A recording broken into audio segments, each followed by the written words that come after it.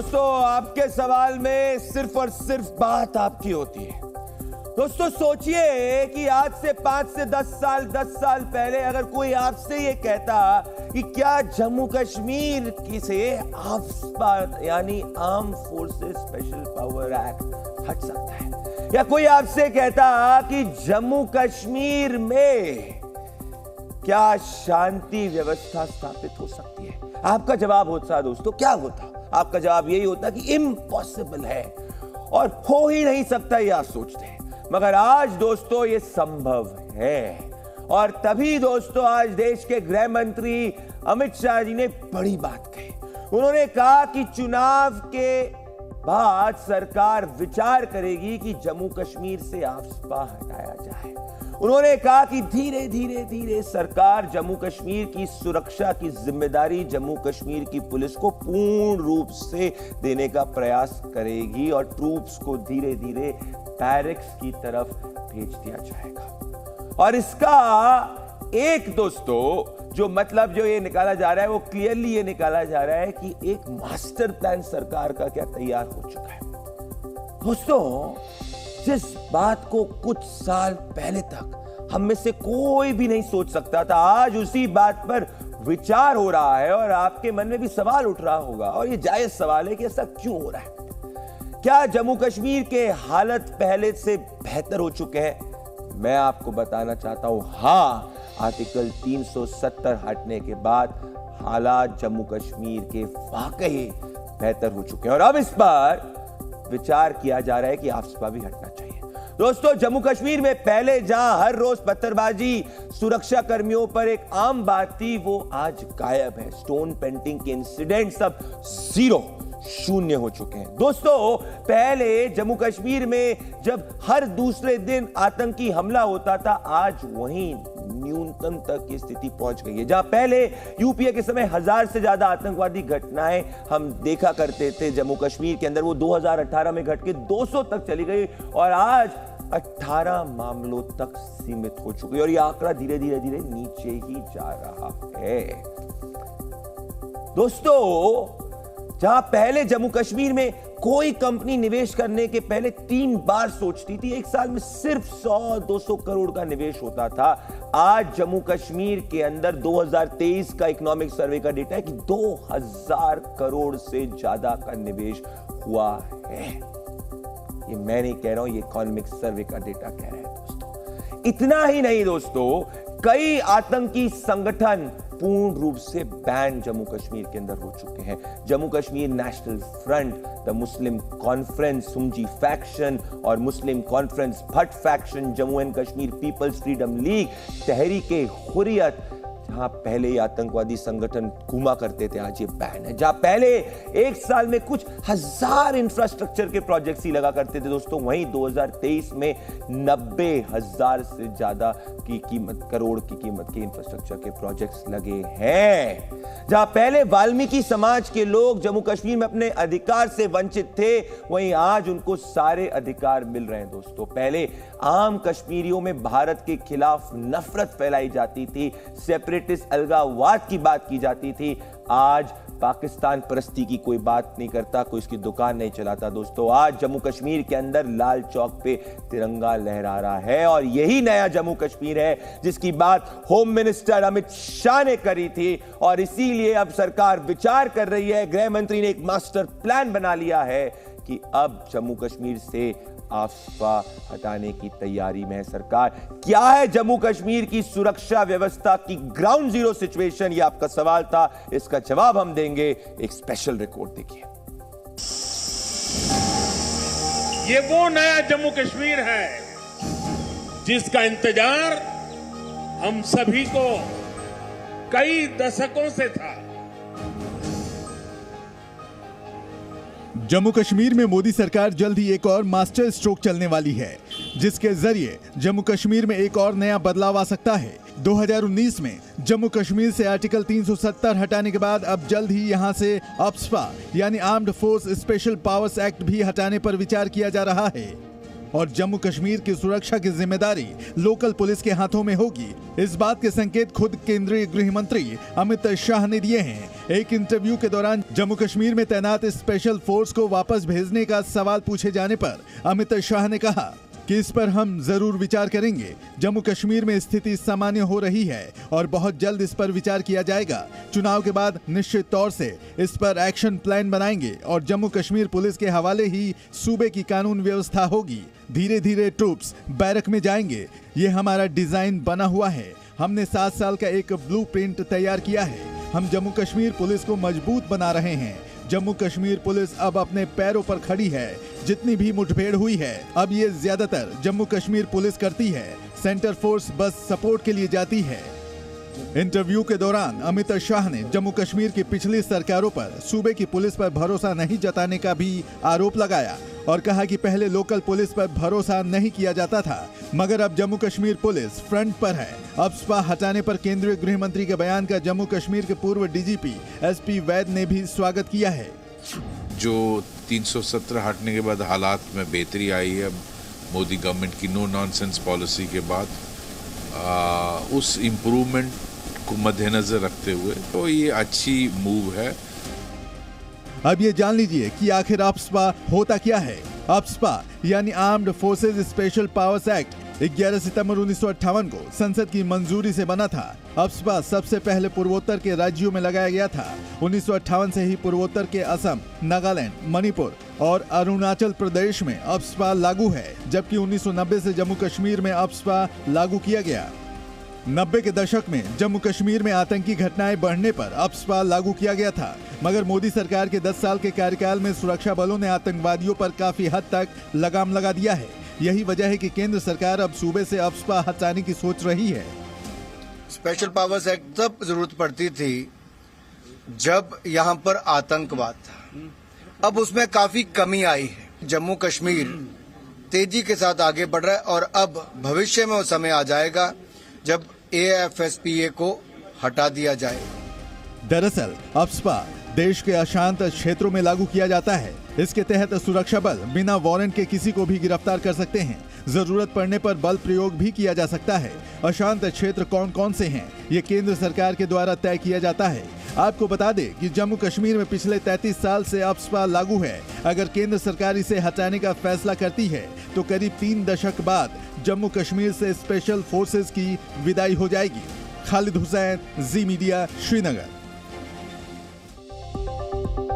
तो दोस्तों आज जो है 5 सवाल जो आपने हमारे सामने रखे हैं, 5 सवाल मैं क्यों पूछ रहा हूं ये आपको बताना चाहता हूं। आपका पहला सवाल है कि जम्मू कश्मीर से सेना हटेगी। सवाल क्यों पूछ रहे हैं? क्योंकि होम मिनिस्टर अमित शाह ने जम्मू कश्मीर से अफस्पा हटाने के संकेत दिए। जम्मू कश्मीर के अंदर स्थिति बेहतर हुई है।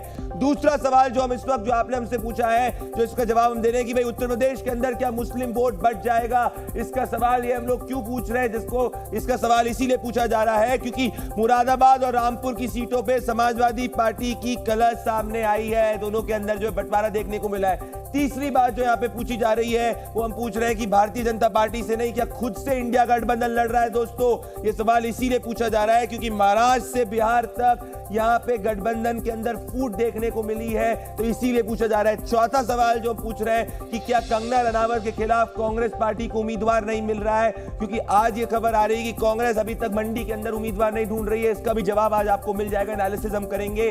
पांचवा है कि क्या अयोध्या के बाद अब मथुरा की बारी है।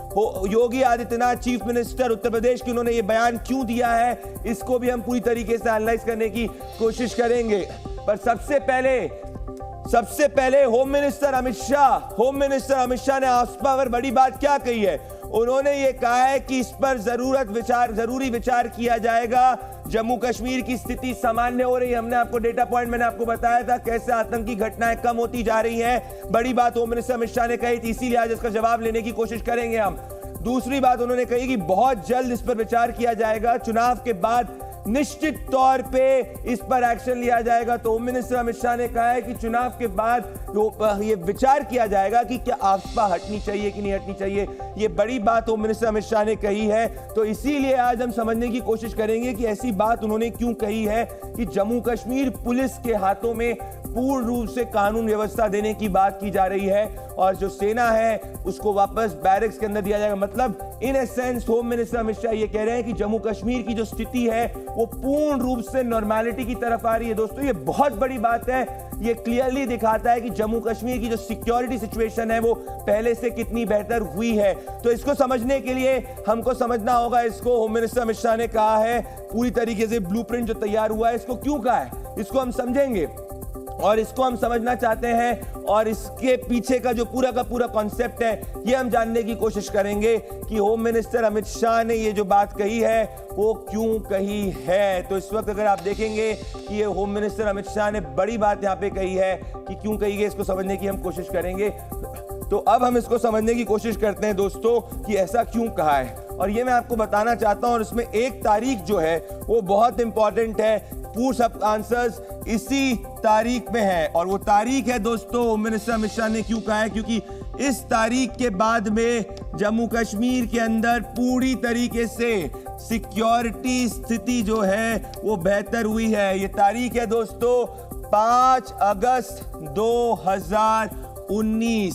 ये तारीख जो है इसके बाद से जब आर्टिकल 370 हटाया गया था तब से पूरी स्थिति जो है वो बेहतर हुई है। ये क्यों ऐसा हुआ है दोस्तों ये मैं आपको समझाना चाहता हूं। 5 अगस्त 2019 के बाद में मैं आपको समझाना चाहता हूं कि एग्जैक्टली ऐसा क्यों हुआ है, ये मैं आपको इस वक्त समझाऊंगा।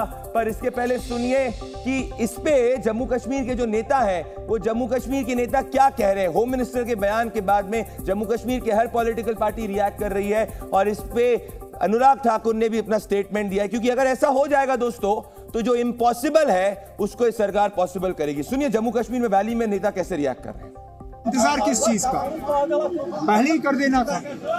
मैं तो 2011 से इस दिन का इंतजार करता आया हूं और कोशिशें भी हमने बहुत की अफवाह हटाने की, लेकिन मुझे डर इस बात का है कि जिस तरह लद्दाख के लोगों को 6 शेड्यूल का झांसा देके उनको गुमराह किया गया, उनको धोखा दिया गया, उनके साथ झूठे वादे किए गए, बिल्कुल उसी तरह इलेक्शन को देखते हुए जम्मू कश्मीर के लोगों के साथ अब अफस्पा के मामले में भी एक झूठा वादा और धोखा देने का जो है सिलसिला किया जा रहा है। देश के गृह मंत्री अमित शाह साहब ने जो कल कहा कि एक तो उन्होंने कहा कि अफसा वापस लेने की उन्होंने बात कही है और दूसरा उन्होंने कहा कि फौज को बैरकस में भेज दिया जाए। मौजून टाइम है क्योंकि अब कश्मीर में वो न तो कैलेंडर से निकलते और न इस किस्म का कोई हड़ताल, कोई पलट, कोई बलट ये है नहीं और न पत्थरबाजी हो रही है। तो दोस्तों क्लियरली ये सरकार कह रही है कि जम्मू कश्मीर के अंदर सिक्योरिटी स्थिति बेहतर हुई। अब आफ्सपा क्या है दोस्तों, आफ्सपा यानी arm forces special powers act है। 11 सितंबर 1958 को संसद की मंजूरी इसको मिली थी।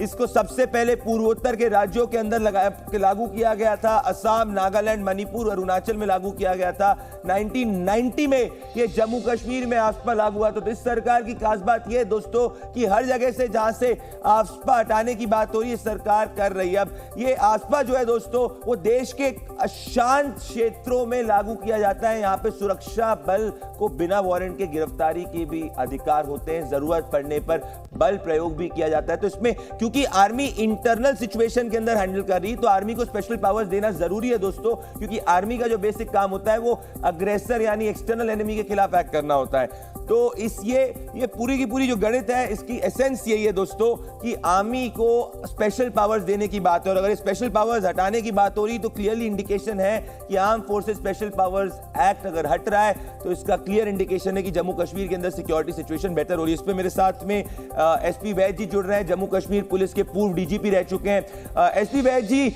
ये बड़ी बात है, इसका क्या इससे ये समझा जाए कि जिस तरीके से आतंकी घटनाएं कम हो रही हैं, पत्थरबाजी घटनाएं कम हो रही, इन्वेस्टमेंट बढ़ रहा है, अब फाइनल जो आफ्सपा हटाने की बात है which means that complete trust है जम्मू कश्मीर पुलिस में, मतलब सेपरेटिज्म और अलगावाद है वो खत्म होने की स्थिति में बढ़ रहा है। एसपी वैद जी नमस्कार। देखिए जिस तरह से हालात में बेहतरी आ रही है जम्मू कश्मीर में उसको नजर रखते हुए मैं समझता हूं जो पीस का डिविडेंड है ये लोगों तक जाना चाहिए और ये ऑनरेबल होम मिनिस्टर की जो अनाउंसमेंट है कि आफ्सा को फेस्ड मैनर में हटाया जाएगा और आर्मी और सेंट्रल फोर्सेस को उनकी डिप्लॉयमेंट को रिव्यू किया जाएगा और कुछ एरिया से उनकी संख्या कम की जाएगी। और J&K पुलिस को उसका 7 इयर्स का प्लान बनाया गया है, ये उसको सक्षम बनाया जाएगा ताकि वो मेजर रोल इसमें प्ले कर सकें। तो मैं समझता हूँ ये बहुत अच्छी डेवलपमेंट है और इस तरह की कोशिशें एक्चुअली मैं आपको बताना चाहता हूं पहले भी की गई हैं जब कांग्रेस गवर्नमेंट थी और उमर अब्दुल्ला चीफ मिनिस्टर थे, लेकिन किसी वजूहात की वजह से वो मुमकिन नहीं हुआ। लेकिन आज जो हालात में बेहतरी आई है, मैं समझता हूं ये बिल्कुल सही समय है कि इसको फेस्ड मैनर में इम्प्लीमेंट करना चाहिए जो ऑनरेबल होम मिनिस्टर ने कहा। और आपको शुरुआत जम्मू रीजन के कुछ डिस्ट्रिक्ट्स में जहां बहुत सालों से कोई बड़ी वारदात नहीं हुई है, जैसे कठुआ डिस्ट्रिक्ट हुआ, सांबा हुआ, जम्मू हुआ और उधमपुर डिस्ट्रिक्ट है, वहां से शुरुआत की जा सकती है। लेकिन एक चीज का ध्यान रखा जाए कि जिस तरह से रजौरी पुंछ में पिछले 1 साल 1.5 साल में कुछ बहुत दर्दनाक हादसे हुए जिसमें हमारी सेना के जवान शहीद हुए लगभग 30, तो इसलिए उन डिस्ट्रिक्ट्स में अभी ऐसे हालात नहीं है कि अफसा को हटाया जाए, लेकिन उनको क्लोजली मॉनिटर किया जाए। और कश्मीर में भी आहिस्ता आहिस्ता ऐसी सिचुएशन जो बिल्कुल इम्प्रूव हो रही है, हालात में एकदम तब्दीली आ रही है।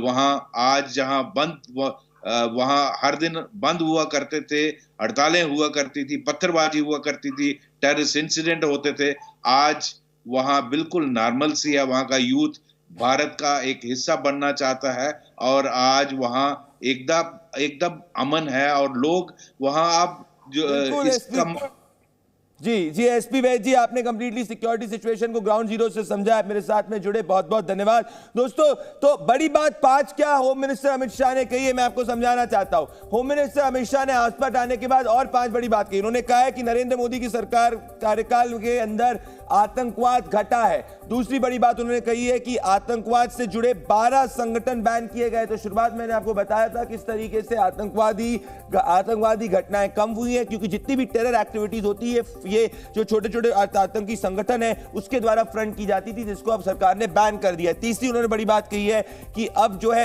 एक भी फेक एनकाउंटर नहीं होता। ये बड़ा डेवलपमेंट है और इसको आपको रिलेट करके देखना होगा आसपास से। चौथी उन्होंने बड़ी बात कही है कि आतंकी वारदात में 70% कमी आई है दोस्तों। तो जो डेटा सजेस्ट कर रहा है वो यही डेटा सजेस्ट कर रहा है कि किस तरीके से आतंकी वारदातों के अंदर 70% कमी आई है। इसके साथ में अगर आप देखेंगे दोस्तों, जो 5वीं बड़ी बात गृह मंत्री अमित शाह ने कही है कि पत्थरबाजी की घटनाएं जो है वो ना के बराबर है।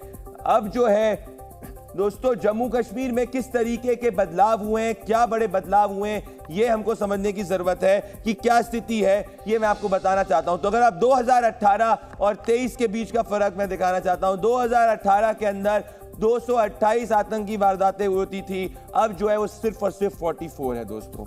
एनकाउंटर 189 हुआ करते थे, अब सिर्फ और सिर्फ 48 हैं दोस्तों। सुरक्षा बल जो शहीद थे 91 हुआ करते थे 2018 में, अब वो घट के 26 हो गए दोस्तों। मैं आर्टिकल 370 हटने और उसके पहले हटने के पहले और हटने के बाद की बात कर रहा हूं।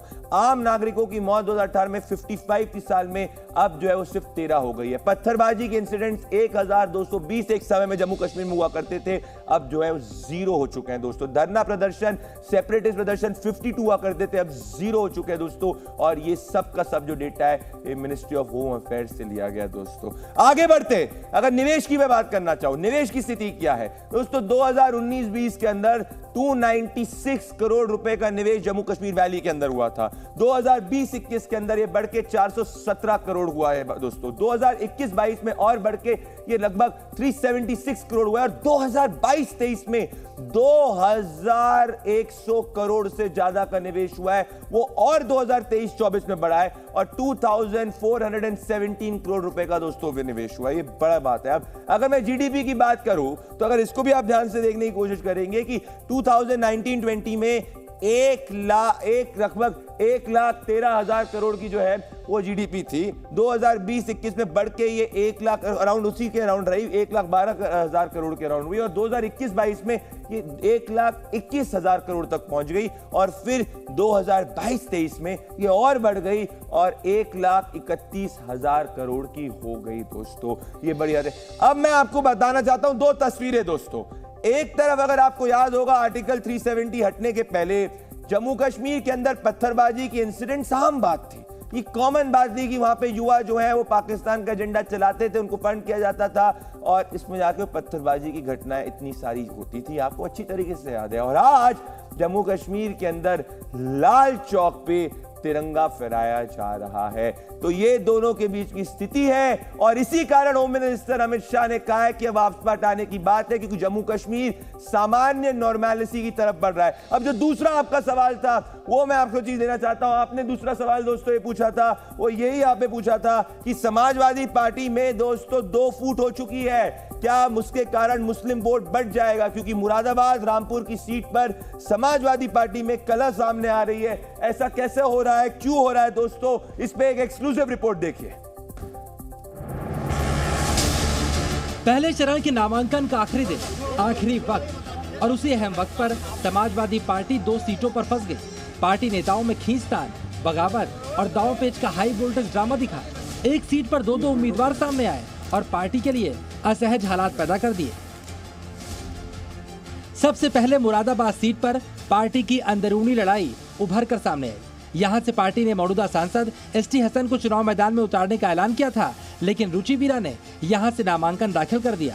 तो रामपुर सीट पर एसपी के अधिकृत मौलाना मुहिबुल्लाह नदवी के साथ असीम राजा ने बागी रुख दिखाते हुए नामांकन दाखिल कर दिया। सबसे पहले आपको मुरादाबाद में नामांकन को लेकर समाजवादी पार्टी में जारी सियासी लड़ाई के बारे में विस्तार से बताते हैं। यहाँ समाजवादी पार्टी के सिंबल पर एसटी हसन ने कल नामांकन दाखिल किया था, लेकिन आज उस समय समाजवादी नेता हैरान रह गए जब आजम खान की करीबी रुचि वीरा ने भी वहां से नामांकन दाखिल किया। बताया जा रहा है कि समाजवादी पार्टी के बड़े नेताओं ने रुचि वीरा को नामांकन दाखिल नहीं करने की हिदायत दी थी, इसके बावजूद वो नहीं मानी। हालांकि बगावती तेवर अख्तियार कर चुकी रुचि वीरा इससे इनकार कर रही है। मुझे किसी ने मना नहीं किया, मुझे उन्होंने कह के भेजा है, कागज दे के भेजा है। सूत्रों के मुताबिक रुचि वीरा के खिलाफ अब कार्रवाई की तैयारी हो रही है, क्योंकि उन्होंने पार्टी के निर्देशों को नहीं माना।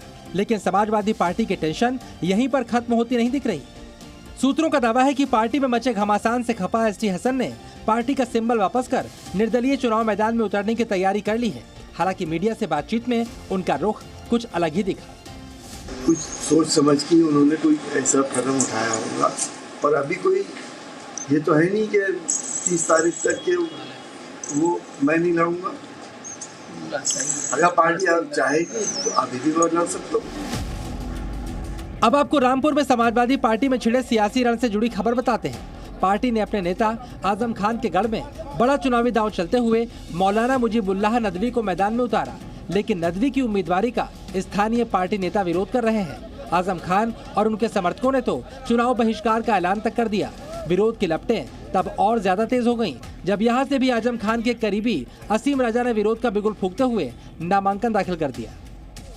रामपुर में बगावत के उठते सुरों के बीच लखनऊ से प्रदेश अध्यक्ष उत्तम पटेल को वहां पर जाना पड़ा, लेकिन नदवी के नामांकन के दौरान एसपी की रामपुर यूनिट का कोई नेता नजर नहीं आया। इस बीच लखनऊ में अखिलेश यादव ने पार्टी के बड़े नेताओं के साथ बैठक की। पार्टी नेताओं का दावा है जल्दी सब कुछ ठीक हो जाएगा। वहीं समाजवादी पार्टी में मचे घमासान पर बीजेपी चुटकी ले रही है। गठबंधन की तो बात दूर, जो यहाँ एक ही पार्टी है कुनबे की पार्टी, उसमें जो है कला दिखाई पड़ रहा है, क्योंकि उनको भी इस बात का अच्छी तरह मालूम है कि 24 के चुनावी चौपाल पे वो चारों खाने चित होने वाले हैं। यूपी में समाजवादी पार्टी ने कांग्रेस से हाथ मिलाकर बीजेपी को चुनौती देने की रणनीति तैयार की थी, लेकिन चुनाव से पहले समाजवादी पार्टी में जिस तरह अंदरूनी लड़ाई चल रही है, उसका खामियाजा उसे चुनाव मैदान में उठाना पड़ सकता है। ब्यूरो रिपोर्ट, जी मीडिया।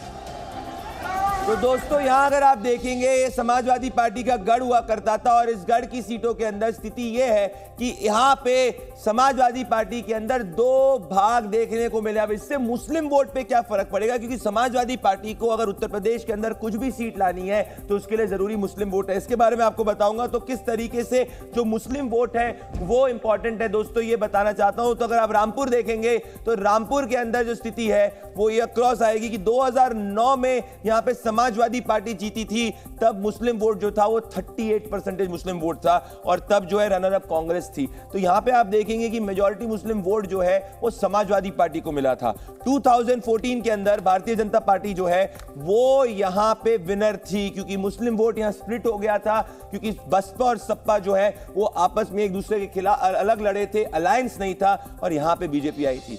2019 में जब सपा बसपा साथ में लड़े थे दोस्तों, वापस से विनर समाजवादी पार्टी थी और यहां पे अगर आप देखेंगे कि मेजॉरिटी वोट जो है मुस्लिम वोट ये इसी अलायंस को मिला था और इसके कारण जो समाजवादी पार्टी और बीएसपी जो है उसको फायदा हुआ था।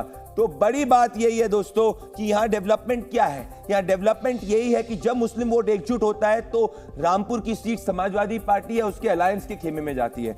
अब 2017 और 22 तो ये बात ऐसा नहीं है कि सिर्फ और सिर्फ ये लोकसभा इलेक्शन की बात है, ऐसी सेम स्थिति असेंबली इलेक्शन के अंदर भी है। और असेंबली इलेक्शन में अगर आप देखेंगे 2017 में समाजवादी पार्टी को 3 सीट आई थी और बीजेपी को 2 आई थी और 22 के अंदर भी 3 सीट समाजवादी पार्टी को आई थी। 22 में दोनों में भारतीय जनता पार्टी ने उत्तर प्रदेश में स्वीप किया था, 2/3 बहुमत और यहां पे 2/3 बहुमत से ज्यादा।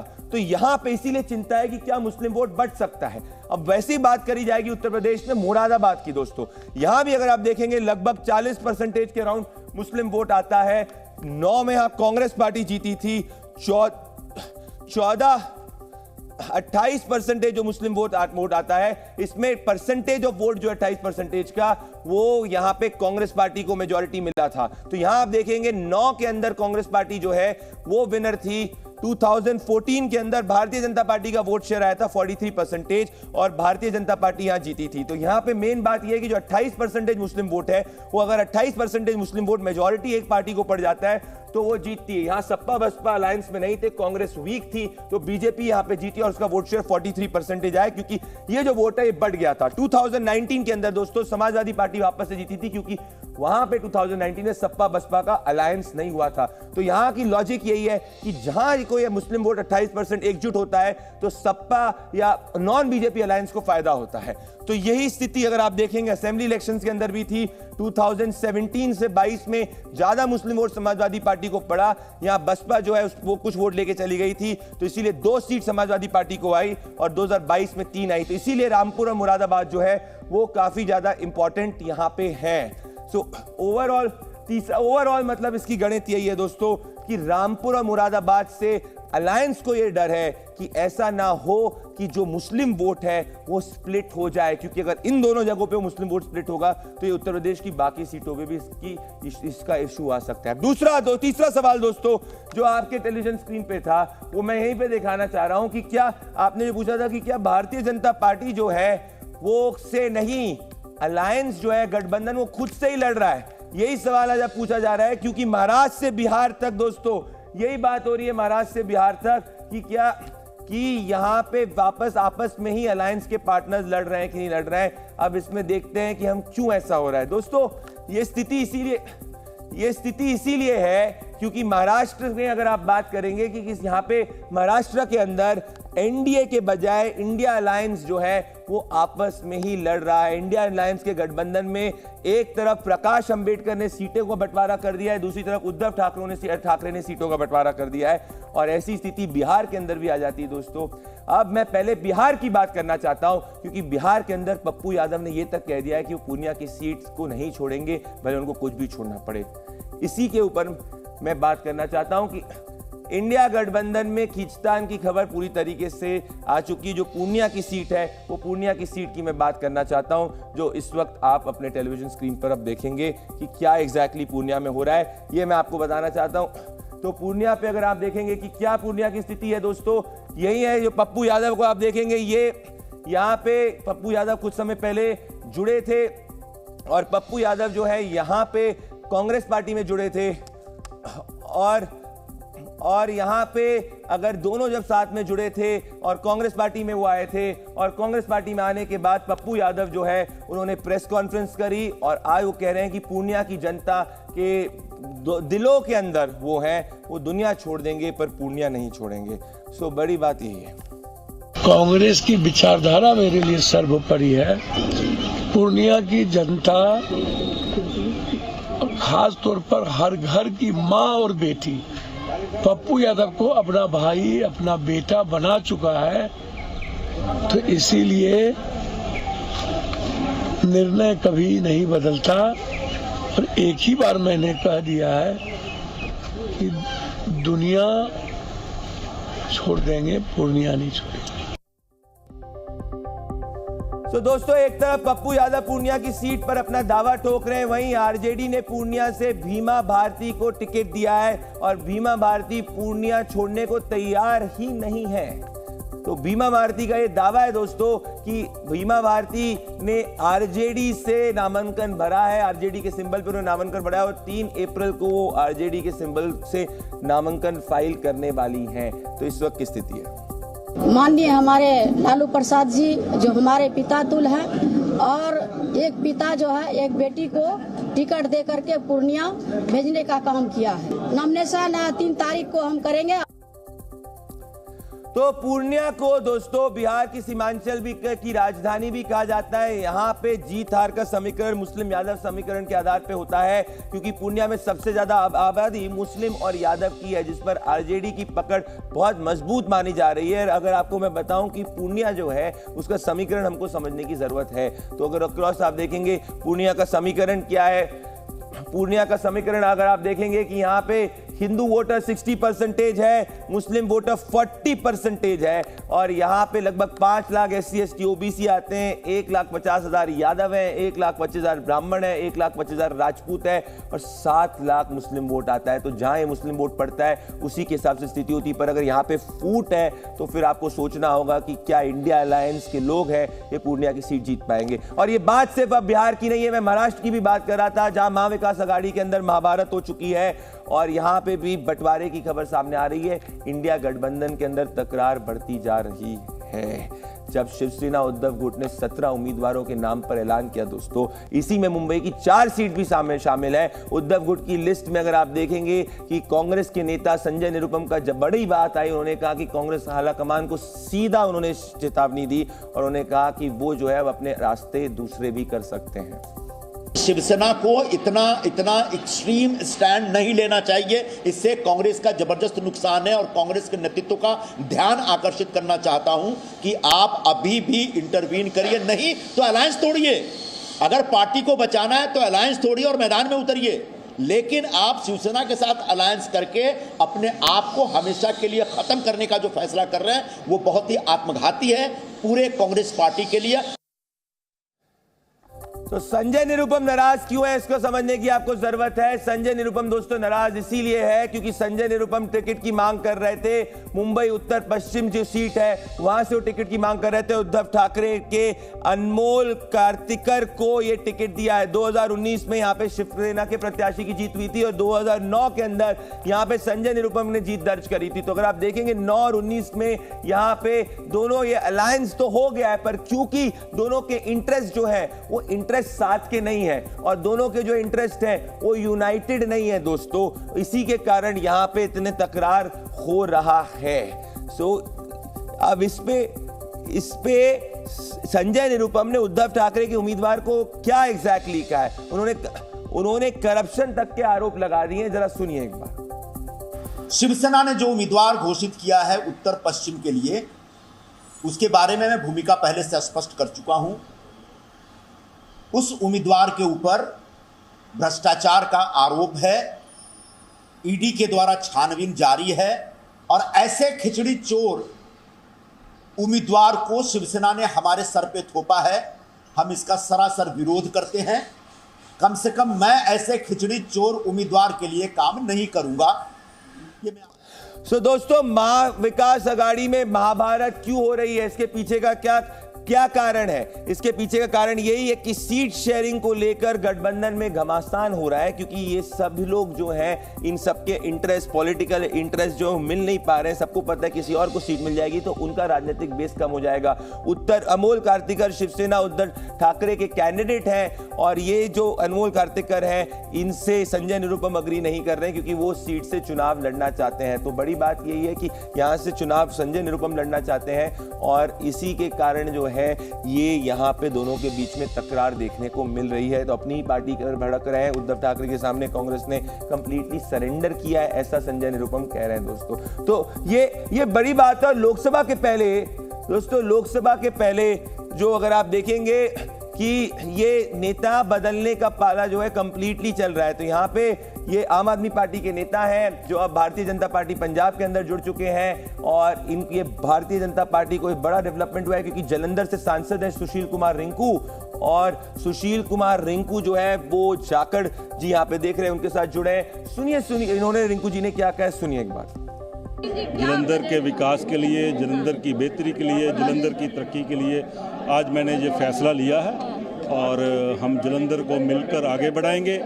जो केंद्र सरकार के सारे प्रोजेक्ट है वो हम जालंधर में लेके आएंगे।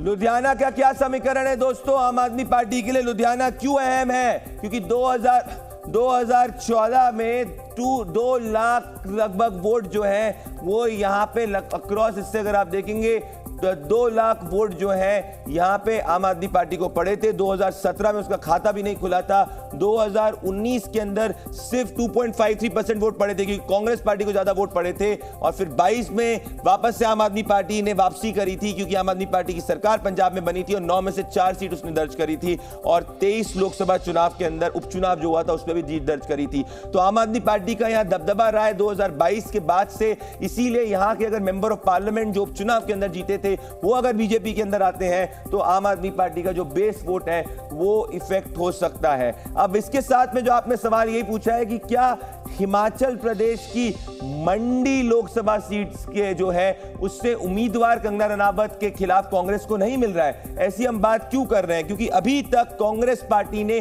प्रत्याशी घोषित नहीं किया है। प्रतिभा सिंह भी चुनाव मैदान में लड़ना नहीं चाहती है। कंगना रनावत के खिलाफ कांग्रेस को अभी तक उम्मीदवार जो है वो नहीं मिला है। तो अगर आप देखेंगे यहाँ पे कि यहाँ पे प्रतिभा सिंह जो है उन्होंने मना कर दिया है चुनाव लड़ने से। ऐसी स्थिति क्यों है? क्योंकि मंडी में एक समय में जीता करती थी और मंडी को अगर हम देखना चाहेंगे कि मंडी के समीकरण क्या है, मंडी के समीकरण क्या है, ये भी समझने की कोशिश करेंगे और ये जानना जरूरी है। तो भारतीय जनता पार्टी ने 21 के उपचुनाव जो हुआ था इसमें कांग्रेस पार्टी ने जीत दर्ज करी थी। वहीं जब 19 और 14 का लोकसभा इलेक्शन हुआ था तो यहां पे भारतीय जनता पार्टी लगभग 70% के वोट के करीब जो है भारतीय जनता पार्टी को 2019 के अंदर मिला था और 2014 के अंदर भी 50% वोट मिला था। तो अक्रॉस दोनों में आप डिफरेंस देखेंगे कि बीजेपी ने लिटरली स्वीप ये इलेक्शन किया है और इसी के कारण जो है भारतीय जनता पार्टी जो है वो मंडी पे काफी दाव कर रही है और कांग्रेस पार्टी को पता है कि ग्राउंड पे सिचुएशन शायद नरेंद्र मोदी के पक्ष में, इसीलिए कोई उम्मीदवार जो है वो यहां पे लड़ना नहीं चाहता है। और 5वां सवाल जो आपने पूछा था वो यही पूछा था कि भाई क्या अयोध्या के बाद अब मथुरा की बारी है? क्योंकि उत्तर प्रदेश में चीफ मिनिस्टर योगी आदित्यनाथ का बड़ा बयान आया है कि मथुरा की गलियां इंतजार कर रही हैं। इसमें एग्जैक्टली क्या होगा ये समझने की जरूरत है। तो क्यों ऐसा उत्तर प्रदेश के मुख्यमंत्री योगी आदित्यनाथ ने बयान दिया है? रामलला के दर्शन भी उन्होंने कुछ समय पहले किए थे। ये बयान के मायने क्या है? उत्तर प्रदेश के अंदर दोस्तों कंप्लीट राम लहर चल रही है, ऐसा सभी एनालिस्ट कह रहे हैं। क्या उन्होंने कहा था जरा पहले सुनिए। एक बात मुझे ध्यान में आती थी जो अक्सर हम लोग सुनते थे कि होली खेले रघुवीरा भजन तो हम लोगों ने खूब सुना, लेकिन सचमुच पहली बार 500 वर्षों में अयोध्या धाम में मर्यादा पुरुषोत्तम भगवान श्री राम अपने धाम में विराजमान होकर के होली के साक्षात दर्शन भी हम सबको कराए और मथुरा वृंदावन की कुछ गलियां भी इंतजार तो कर ही रही हो।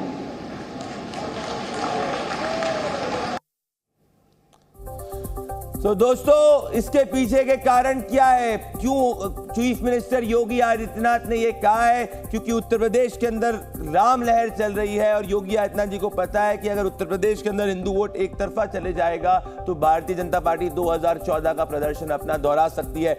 आज आपके सवाल के स्पेशल एपिसोड में आप हमारे साथ में जुड़े। हमारे साथ जुड़ने के लिए दोस्तों बहुत बहुत धन्यवाद। नमस्कार। जी न्यूज़।